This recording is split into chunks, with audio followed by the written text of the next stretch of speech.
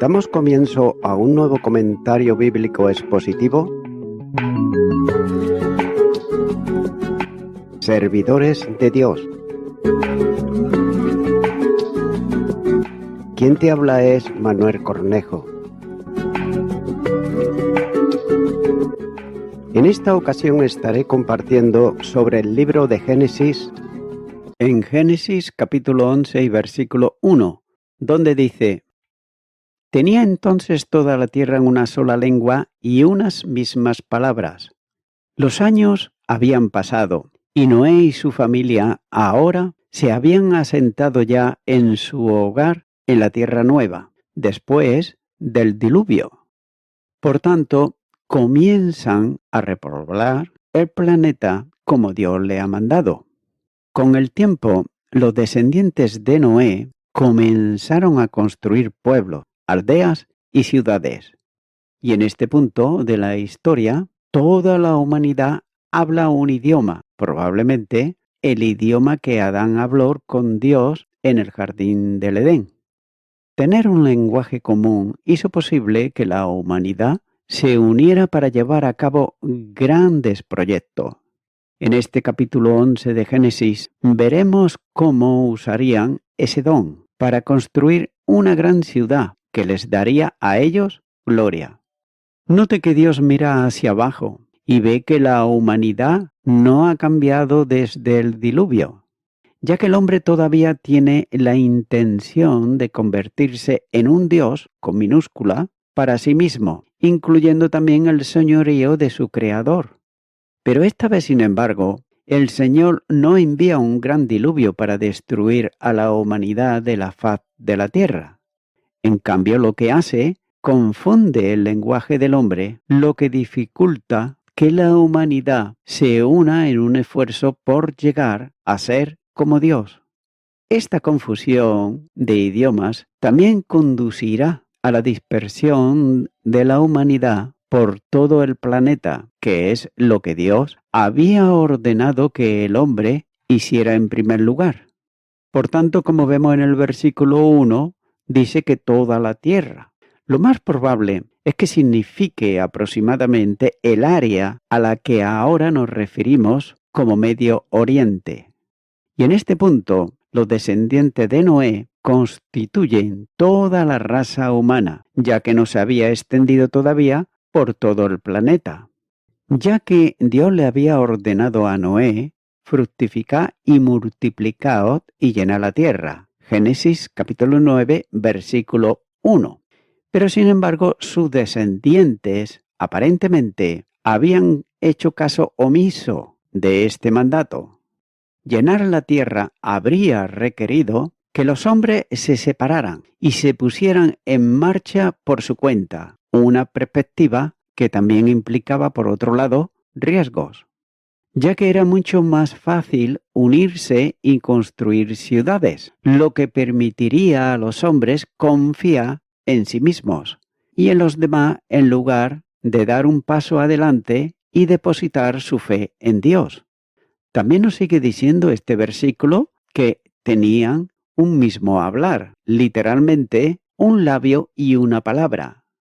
Esta frase enfatiza con su repetición que todos los seres humanos hablaban el mismo idioma y tenían también el mismo vocabulario, usaban las mismas palabras y también las frases. Por ejemplo, en el sur de América, Argentina, Bolivia, Ecuador, excepto Brasil, se habla el idioma español, pero sin embargo también tiene diferentes características y expresiones, pero nos entendemos perfectamente. Así que vemos que tales diferencias existen incluso dentro de las culturas, que uno puede encontrar claras diferencias también de dialectos a medida que se viaja por esos países. Pero tales diferencias evidentemente no existieron en absoluto en la historia temprana del hombre. Esta unidad de expresión facilitó la comunicación y permitió que la humanidad se uniera y además trabajara en forma cooperativa. Además, es importante también recordar que solo el hombre tenía el don de hablar, un don que Dios le había dado a Adán, especialmente para que pudiera comunicarse con él y con otras personas. Por tanto, en este capítulo 11 vamos a estar descubriendo que la humanidad siempre ha corrompido los dones de Dios para su propio placer. Continuará con el versículo 2, donde dice: Y aconteció que cuando salieron de Oriente, hallaron una llanura en la tierra de Sinar, y se establecieron allí. Vemos aquí que en muchas traducciones están traduciendo esto, mientras viajaban hacia el este. Pero nótese que si el monte Ararat, donde se posó el arca, es el mismo Ararat que conocemos en la Turquía moderna, entonces parece también probable que los descendientes de Noé se movieron hacia el este, siempre que, por supuesto, la Torre de Babel se construyera en Babilonia, que se encuentra en el actual Irak. Obviamente, no podemos estar completamente seguros de la ubicación exacta de estos sitios, ya que Sinar probablemente estaría en Mesopotamia. Continuará con el versículo 3, donde dice: Y se dijeron unos a otros: Vamos, hagamos ladrillo y cozámoslos con fuego, y le sirvió el ladrillo en lugar de piedra y el afarto en lugar de mezcla. Dice este versículo que se dijeron unos a otros. Nota aquí que este es el primer indicio sutil de que los hombres se estaban volviendo hacia sí mismos en lugar de volverse hacia Dios. Pero no hay nada de malo en que las personas se unan para crear cosas. De hecho, esto es parte de lo que significa ser hecho a la imagen de Dios. Sin embargo, rápidamente se hace también muy evidente que el hombre todavía estaba tratando de convertirse en su propio Dios, en lugar de someterse ante su Creador. También ellos dijeron: hagamos ladrillos. Aquí estamos viendo a la humanidad actuando a imagen de Dios, creando cosas que antes no existían. Aunque el hombre se limita a crear a partir de materiales ya existentes, mientras que Dios, por otro lado, crea algo de la nada. Y este es un ejemplo temprano también de personas que se unen para inventar nuevas tecnologías. También nos dice este versículo que tenían ladrillo por piedra.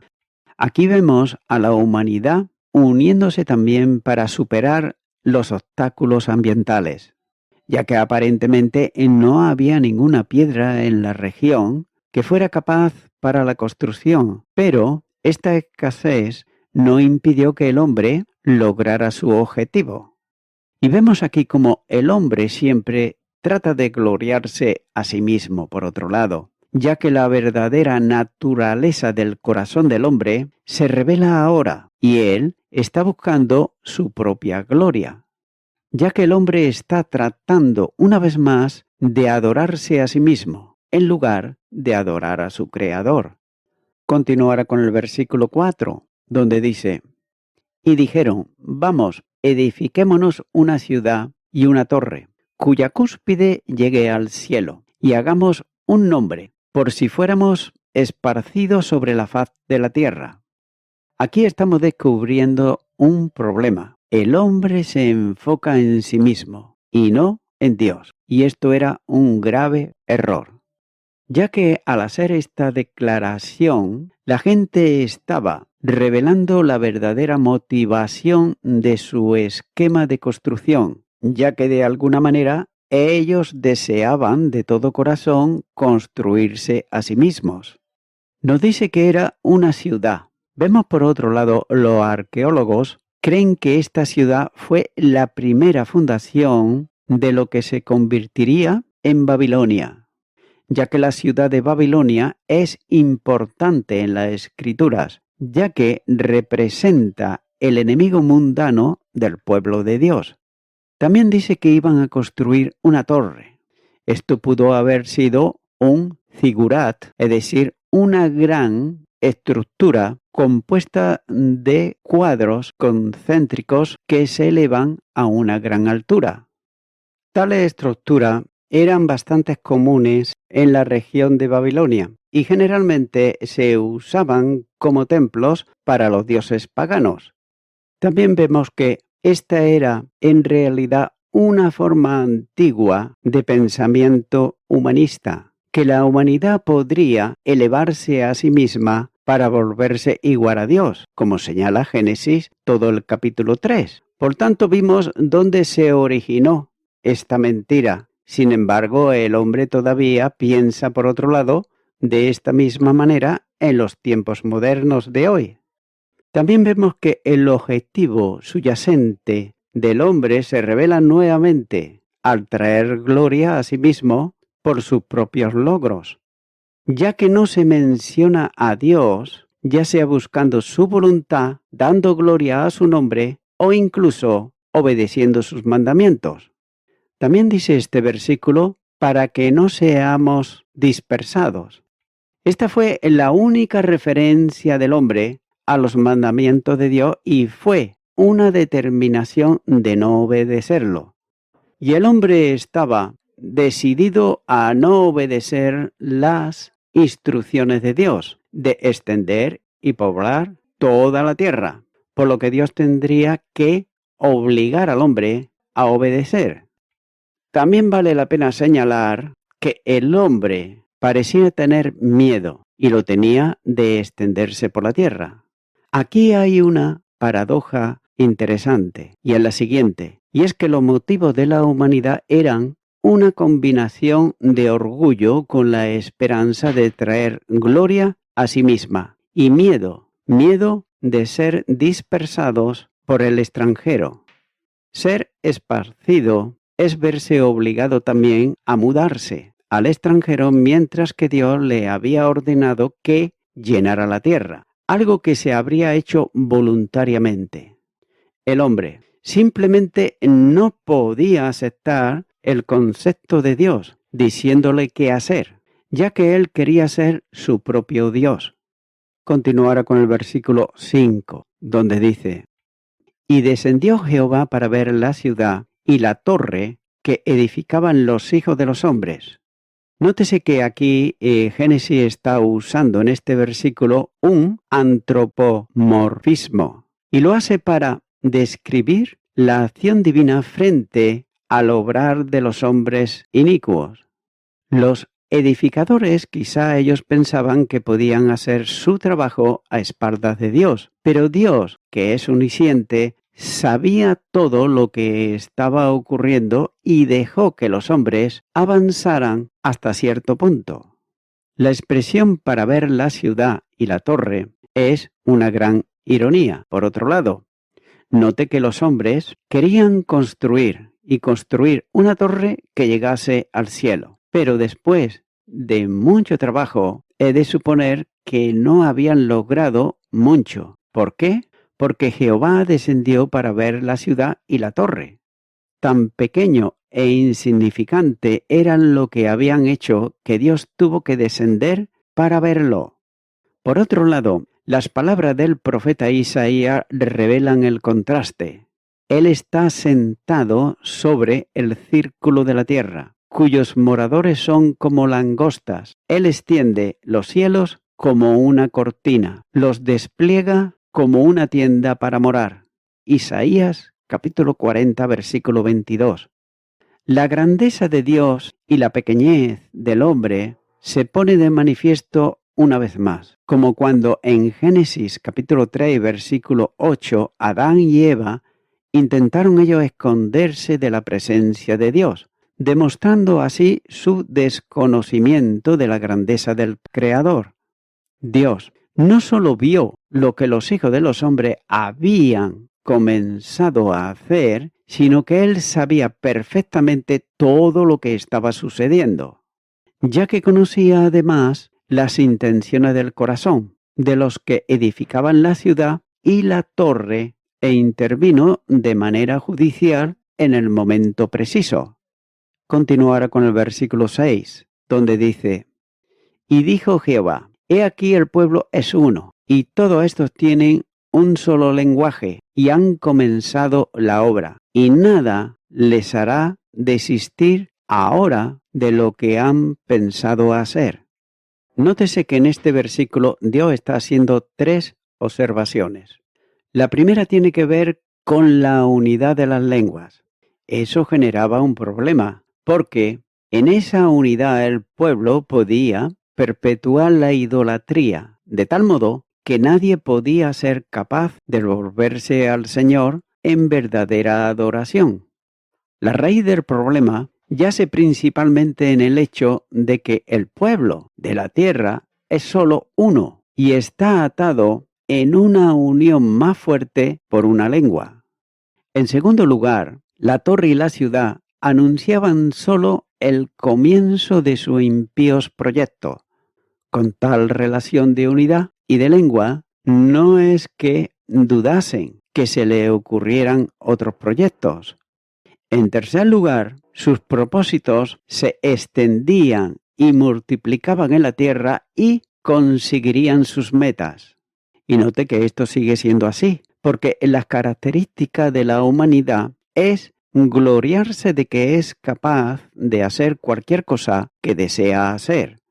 Evidentemente, Dios toma en serio esa presuntuosa arrogancia que el orgullo humano genera, ya que el texto bíblico está expresando las palabras mismas de Jehová, y nada les hará desistir. Es decir, nada resultará demasiado difícil para ellos, o nada les será imposible. También la frase podría traducirse como todo lo que ha planeado hacer no le será imposible. Dios claramente expone que el pecado de la humanidad al edificar la torre en su rechazo a vivir dentro de los límites establecidos por Dios. Continúo con el versículo 7, donde dice: Ahora pues, descendamos y confundamos allí su lengua, para que ninguno entienda el hablar de su compañero. Comienza diciendo este versículo: descendamos. Dios se está hablando a sí mismo, tal como hizo también que decidió crear a la humanidad en primer lugar, en Génesis capítulo 1 y versículo 26. Sigue diciendo: confundamos allí su lengua. Nuevamente, como hemos discutido, Dios en realidad estaba siendo misericordioso en este punto, porque la civilización unida se dirigía rápidamente hacia un gran desastre. La dificultad de la comunicación entre ellos, Dios efectivamente obligó a los hombres a dividirse en ciudades y en naciones independientes. Note que es interesante lo mucho que nos hemos esforzado para superar esta barrera en el día de hoy, ya que estamos en una era de creciente comunicación a nivel mundial. Por un lado, Internet, las comunicaciones por satélite, los teléfonos inteligentes y otras tecnologías se unen para cerrar la brecha lingüística. En la superficie, todo parece algo bueno, pero el libro de Apocalipsis revela que la reunificación global de la humanidad finalmente terminará en un desastre. Y voy concluyendo con esto. La construcción mencionada aquí se refiere a la típica pirámide mesopotámica, conocida como Ziggurat, que era escalonada y rematada en un pequeño santuario que era una especie de cámara nupcial, pero vacía. También se creía que de allí descendía la divinidad para bendecir al constructor de la misma, cuya cúspide llegue al cielo debe también de entenderse como una hipérbole que refleja el anhelo de grandeza del hombre que quiere salirse del señorío de Dios. Hagámonos un nombre. También esfuerza la pretensión humana, su apetito de gloria y su rebelión en contra de Dios. Amigo y amiga oyente, el hombre y la mujer, cuando están bien de salud y monetariamente tienen la vida resuelta, es decir, que no le hace falta absolutamente nada, ellos ya piensan que nunca les va a faltar absolutamente nada. Pero sin embargo, Ellos bien saben que cuando mueran se irán tal y como nacieron, es decir, desnudos y sin nada más. Todo lo dejarán aquí en la tierra. Amigo y amiga oyente, Dios por su gracia nos ofrece la salvación en Cristo Jesús, que es algo que nadie absolutamente puede comprar con dinero, porque no hay dinero en el mundo ni en todo el universo que pague la salvación en Cristo Jesús. Pero tampoco la persona puede estar haciendo obras toda su vida para ganarse un trocito de cielo o ganarse la salvación, puesto que nuestras mejores obras para Dios son como trapos de inmundicia. Es por eso que hay que acercarse a Jesucristo, el Hijo de Dios, y hay que hacerlo por fe, creyendo en su obra salvífica que llevó a cabo en la cruz del Calvario por el pecador y la pecadora, arrepentido y arrepentida. De manera que, mi amigo, mi amiga oyente, te animo ahora, que por un acto de fe tú entregues tu vida, tu corazón a Jesucristo. Si nunca antes la has hecho, repite conmigo esta oración que voy a hacer y di: Señor Jesús, vengo ante ti en arrepentimiento, pidiéndote perdón. He creído que la salvación es por obras. He creído que nunca me va a hacer falta nada porque tengo de todo. Pero sin embargo no tengo a Cristo en mi corazón. Ahora te abro mi corazón y te recibo a ti, Jesucristo, como mi Salvador. Te doy gracias en tu nombre. Amén.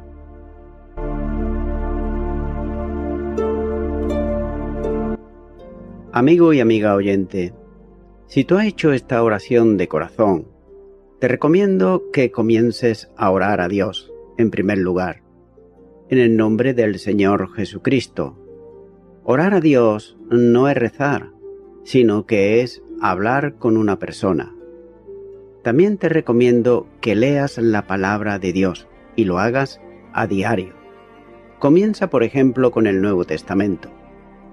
Y también, por último, te recomiendo que para que puedas crecer espiritualmente, te congregues en una iglesia cristiano-evangélica, donde se predique, se enseñe y se practique la sana doctrina y la palabra de Dios. Congrégate ahí y con el tiempo podrás crecer espiritualmente y también servir al Señor Jesucristo. Que Dios te bendiga. Y a toda la audiencia, nuevamente ya me estoy despidiendo de todos ustedes y será hasta el próximo programa. Que Dios os bendiga a todos.